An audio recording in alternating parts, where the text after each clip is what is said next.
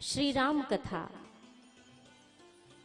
ये जो ग्रंथ जिसकी रचना प्रातः स्मरणीय गोस्वामी श्री तुलसीदास जी महाराज ने की है, और हम सभी बड़े सौभाग्यशाली कि प्रभु की इस परम पावनी श्री राम कथा का श्रवण करते हैं, नेत्रों से इस ग्रंथ के दर्शन करते हैं, कानों से इस ग्रंथ में लिखी हुई चौपाइयों के, दोहों के, सूठों के श्रवण का लाभ मिलता है। एक ऐसे परम पुनीत ग्रंथ, कई बार लोग कहते हैं, कोई कहता है पुस्तक है, वो जो रामायण की पुस्तक होती है ना, कोई किताब कहता है, कोई पुस्तक कहता है। सच्चे अर्थ में सर्वप्रथम हम और आप यह समझने का प्रयास करें कि क्या वाकई में एक पुस्तक की कहानी सुनने के लिए इतने सारे लोग क्या जुटेंगे क्या? ये पुस्तक हो सकता है, कोई साधारण पुस्तक है ये? क्या इसे किताब कहना, पुस्तक कहना, क्या ये उचित होगा? देखिए, अपनी मति से नहीं कहती हूं, पर मेरे श्री गोस्वामी जी महाराज इस बात को सुनिश्चित करते हैं कि ये जो ग्रंथ समक्ष विराजमान है और जिसके संबोधन में ये कहा जाता है प्रभु की परम पावनी श्री राम कथा ज्ञान यज्ञ, ये उसी ग्रंथ की कथा है जिस ग्रंथ की कथा का श्रवण करने हम आप इकट्ठे होते हैं। इतने बड़े बड़े बैनर लगे हैं, पूरे शहर में छपे होंगे, कहीं पर आप ये नहीं देखेंगे कि कथा ज्ञान यज्ञ है या राम कथा है। अत्यंत सम्मान के साथ कहते हैं श्री राम कथा। विचार किया जाए, क्या ये एक कोई साधारण किताब हो सकती है? नहीं, पूर्णतः अनुचित होगा इसे कोई साधारण पुस्तक समझ लेना। मैं नहीं कहती, मेरे गोस्वामी जी कहते हैं, भैया श्री रामचरितमानस को समझना चाहते हो तो भीतर की चीज बाद में समझ आएगी, पहले बाहर से ही समझ लो कि ये जो ग्रंथ है ये क्या है। विचार करिए, यदि ये ग्रंथ आपने ले लिया हाथ में, आपको पता ही नहीं कि हम पढ़ क्या रहे हैं, जिस भावना से आप जिस चीज से जुड़ते हैं, आपको उसी भावना के अनुरूप उस चीज का उत्तर प्रत्युत्तर मन में प्राप्त होता है। साधारण किताब की दृष्टि से पढ़ेंगे तो आपको इसमें कहानी के सिवा कुछ मिलने वाला नहीं है। कहानी मिलेगी, कैसी कहानी कि कथा का प्रारंभ कहां से हुआ?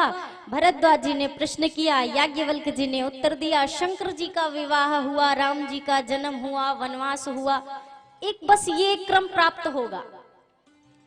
भैया केवट के प्रेम का भाव समझ नहीं आएगा, मैया शबरी के उन बेरों में छिपे हुए जो स्वाद है, उस स्वाद के पीछे जो प्रेम है वो प्रेम समझ नहीं आएगा। जटायु जी की निष्ठा, उनकी भक्ति समझ नहीं आएगी। ये सब चीज यदि समझनी है तो उसी भावना से इस ग्रंथ से जुड़िए, जिस भावना से इस ग्रंथ की कथा को गोस्वामी जी ने लिखा है। मेरे गोस्वामी जी कहते हैं, भैया ये ग्रंथ क्या है मैं बताता हूं। क्या है ये ग्रंथ? कोई पुस्तक नहीं, कोई उपनिषद नहीं, कोई साधारण किताब या कहानी नहीं है। ये ग्रंथ क्या है? हम मंदिर जाते हैं, ठाकुर जी के दर्शन करते हैं, ठाकुर जी का श्री विग्रह हम देखते हैं। ये ग्रंथ क्या है जो आप ठाकुर जी का श्री विग्रह देखते हैं? ये ग्रंथ में 7 कांड हैं, हम आप सब जानते हैं। 7 कांडों की 7 सोपान की रचना मेरे गोस्वामी जी ने इस ग्रंथ में की है। ये 7 सोपान क्या है? गोस्वामी जी कहते हैं ये 7 सोपान कुछ और नहीं है, मेरे ठाकुर जी के श्री विग्रह के 7 भाग हैं, यानी कि ठाकुर जी के अंग के 7 ये भाग हैं। और एक एक कांड को ठाकुर जी के एक एक अंग की उपमा मेरे गोस्वामी जी ने दी है। गोस्वामी जी साफ शब्दों में अंकित करते हैं, कथा का प्रथम जो सोपान है वो क्या है? बालकांड। थोड़ा जोर से बोलिए, आप भी बोलिए। प्रथम सोपान क्या है? बालकांड की कथा। गोस्वामी जी से पूछा, गोस्वामी जी बालकांड क्या है? ठाकुर जी का जो श्री विग्रह है उसमें से ये बालकांड कौन सा हिस्सा है? गोस्वामी जी कहते हैं बाल कांड प्रभु पाय अयोध्या कटी मन मोहे।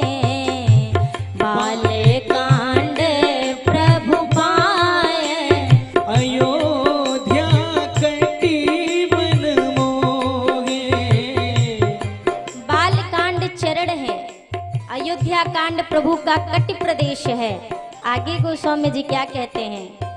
उदर बन्यो आरण्य हृदय किष्किंधा सोहे। उदर बन्यो आरण्य हृदय किष्किंधा सोहे।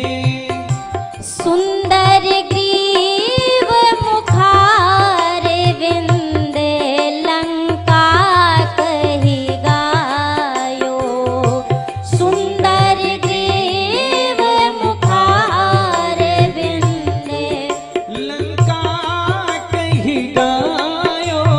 जहाँ दशानन आदि निशाचर सकल समायो। जहाँ दशानन आदि निशाचर सकल समायो। मस्तक उत्तर कांड शुचि यह विधि तुलसीदास भन।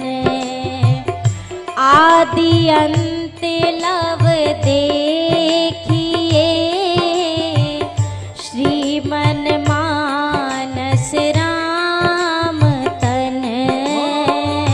श्रीमन मानस राम तन। बालकांड प्रभु पाए। बालकांड प्रभु के चरण हैं। अयोध्या कटि मन मोहे। श्री रामचरितमानस ग्रंथ का द्वितीय सोपान श्री अयोध्या कांड ये क्या है? ये मेरे ठाकुर जी का कटि प्रदेश है। उदर बन्यो आरण्य।